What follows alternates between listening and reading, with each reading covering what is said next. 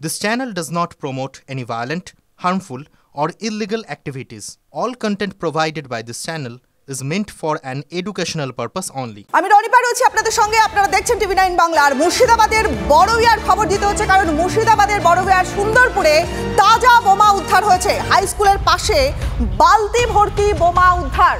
আতঙ্ক ছড়িয়েছে এলাকায়। কোথা থেকে আসছে এত বোমা? পুলিশ প্রশাসনের ভূমিকায় প্রশ্ন উঠছে।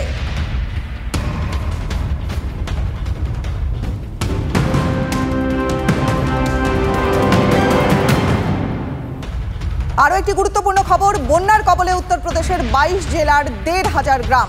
গত 24 ঘন্টায় আরও 5 জনের মৃত্যু ঘটেছে। উত্তরপ্রদেশের রামগঙ্গা রাপ্তি নদীর জলস্তর বিপদসীমার উপর দিয়ে বইছে। টানা বৃষ্টিতে উত্তরপ্রদেশে বন্যা পরিস্থিতি আরও জটিল হচ্ছে।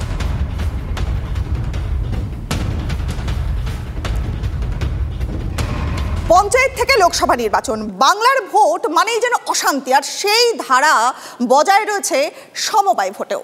এবার দাসপুরের সমবায় ভোটে রক্ত ঝরল।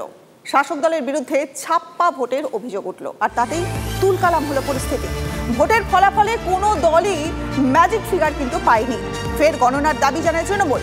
পাল্টা রিকাউন্টিং বন্ধের দাবিতে রাজ্য সড়কে বিজেপি এবং সমবায় বাঁচাও মঞ্চের অবরোধে অশান্তি ঘটল।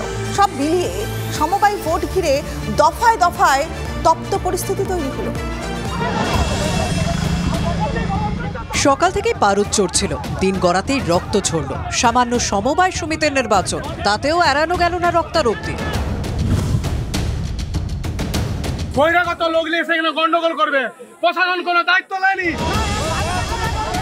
রবিবার ছিল পশ্চিম মেদিনীপুরের দাসপুর 1 নম্বর ব্লকের সুলতাননগর জোত গৌরাঙ্গ সমবায় সমিতির নির্বাচন।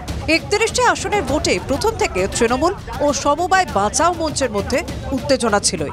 তাই ঘটনাস্থলে ছিল র্যাব ও পুলিশ বাহিনী, কিন্তু তাতেও রক্ষা হয়নি। জটাধরপুর বুথে বহিরাগতদের এনে ভোট করানোর অভিযোগ ওঠে তৃণমূলের বিরুদ্ধে। বাধা দিতেই খণ্ডযুদ্ধ, মাথা ফাটে এক ব্যক্তির।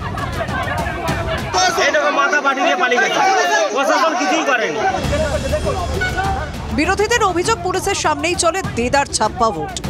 দাঁড়িয়ে থাকা অবস্থায় আমার প্রার্থী আমার গ্রামের জয়ন্ত দাসের সামনে 30 খানা ভোট ছাপ্পা মেরেছে। টিএমসির লোকেরা 40টা ছাপ্পা ভোট দিয়েছে দাসপুর ব্লকে কর্মরত অফিসাররা। বহিরাগত প্রায় 50-60 জন এসে পুলিশের উপস্থিতিতে এবং যদ্দূরসমণি মেজবাবু তারা ছাপ্পা ভোট দিয়ে গেছে। যদিও ছাপ্পা ভোটের অভিযোগ উড়িয়ে শাসক দলের পাল্টা কটাক্ষ। পরিণতি কি হতে চলেছে জানার পরেই কথা বলে বেড়াচ্ছে। শান্তিপূর্ণ ভোট হয়েছে, এই বিষয়ে আবার কি বলবেন? সুযোগ তো সবসময় করে রাখি, এরা সিন ক্রিয়েট করার মাস্টার। পঞ্চায়েত ভোটে বেলাগাম অশান্তি, রক্ত, মৃত্যু দেখেছে রাজ্যবাসী। সমবায় ভোটেও অশান্তির ধারা অব্যাহত। এই সংস্কৃতি কি এখন বাংলার ভোট পরিচয়? অসীম বেরার রিপোর্ট, টিভি9 বাংলা। চিকিৎসার গাফিলতিতে রোগী মৃত্যুর অভিযোগে উত্তেজনা সিউড়ি সুপার স্পেশালিটি হাসপাতালে। অভিযোগ, রোগীর সঠিক চিকিৎসা হয়নি। নার্সদের বলা হলেও তারা কথা শোনেননি বলে অভিযোগ। রোগীর মৃত্যু হলে ক্ষোভে ফেটে পড়েন পরিবারের লোকজন। খবর পেয়ে সিউড়ি থানার পুলিশ ঘটনাস্থলে গিয়ে পরিস্থিতি নিয়ন্ত্রণে আনেন।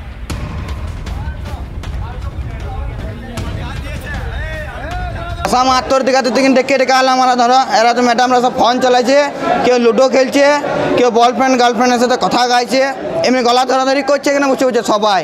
আর যেখানে ডাকছে বারে ডাকছি, তখন 2টো বেজে গেল। তল পায়ে যখন বেঁধে রেখেছে গামছা, তো 6টা গামছা এনেছে ঘর থেকে। হ্যাঁ, তো চিকিৎসার গাফিলতিতেই মারা গেল।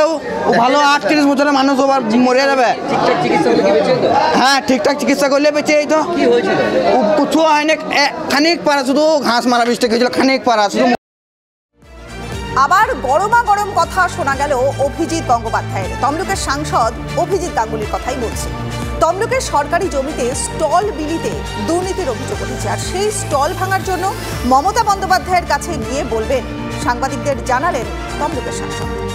চেষ্টা করছি যদি হলদিয়াতে কিছু মাঝারি সাইজের কারখানা তৈরি করা যায়, তা যদি হয় তাহলে কিছু লোক অন্তত চাকরি পাবে।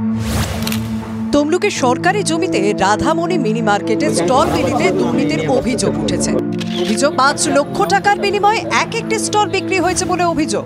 এক একজন ৫-১০টি স্টলের মালিক, আবার কারো কপালে একটি স্টলও জোটেনি। আমরা যা তথ্য পেলাম তো স্টলটা অনেকভাবেই বেনিয়মভাবে বিলি হয়েছে, আমরা এটা মানতে পারছি না। একটা স্টল একজনই পাবে, সেই বায়োলো আমাদের কাছে আছে, পেপারসও আছে। তো সেই হিসেবে আমরা এখন বলতেছি যে না, যা হিসেব তাই হিসেবেই পাক, আমাদের তাতে আপত্তি নেই। ব্যবসায়ীদের অভিযোগ পেতেই রাধামণি মার্কেট পরিদর্শনে যান অভিজিৎ গাঙ্গুলি। তারপরে দুর্নীতির স্টল ভাঙার হুঁশিয়ারি বিজেপি সাংসদের। সব দোকান ভাঙা পড়তে পারে। মমতা ব্যানার্জি যে জিনিস ঘোষণা করেছেন যে সরকারি জমি দখল করে যদি কিছু হয় তাহলে সেগুলো ভেঙে দেওয়া হবে, সেই নীতি অনুযায়ী হবে। মমতা ব্যানার্জিকে আমি গিয়ে বলবো যে আপনি এই ব্যবস্থা করুন, অনুসন্ধান করলে সব আপনার কাছে চলে আসবে। আর তা যদি না হয় তাহলে তো অন্য ব্যবস্থা আছে। রাজ্য রাজনীতিতে বেশ চর্চিত নাম অভিজিৎ গাঙ্গুলি। লোকসভা ভোটের কিছুদিন আগে বিচারপতির আসন ত্যাগ করে রাজনীতিতে নাম লিখিয়েছিলেন, তারপর বিজেপিতে যোগ। ভোটে জিতে এখন তিনি তমলুকের গেরুয়া সাংসদ। কলকাতা হাইকোর্টে বিচারপতি থাকাকালীন একাধিকবার তার নাম বা তার রায় নিয়ে সরাসরি তোপ দাগতে দেখা গিয়েছে রাজ্যের মুখ্যমন্ত্রী মমতা বন্দ্যোপাধ্যায়কে। বিজেপিতে যোগ দেওয়ার পর অভিজিৎ গাঙ্গুলিও মমতা বন্দ্যোপাধ্যায়কে নিশানা করেছেন বারে বারে। এবার নিজের এলাকায় মার্কেটে স্টল বিলি নিয়ে দুর্নীতি রুখতে মমতা বন্দ্যোপাধ্যায়ের কাছে যাওয়ার ইচ্ছে প্রকাশ করেন বিজেপি সাংসদ। পূর্ব মেদিনীপুর থেকে কনিষ্ক মাইতির রিপোর্ট, TV9 বাংলা। এবার নজর রাখবে খুব গুরুত্বপূর্ণ একটা খবরে। 4 মাস পরে আজ সুপ্রিম কোর্টে রাজ্যের ডিএ মামলার শুনানি। বর্ধিত ডিএ নিয়ে শীর্ষ আদালতের দিকে নজর রাজ্য সরকারি কর্মীদের। 2022-এ হাইকোর্ট কেন্দ্রের হারে ডিএ দেওয়ার নির্দেশ দেয় রাজ্যকে।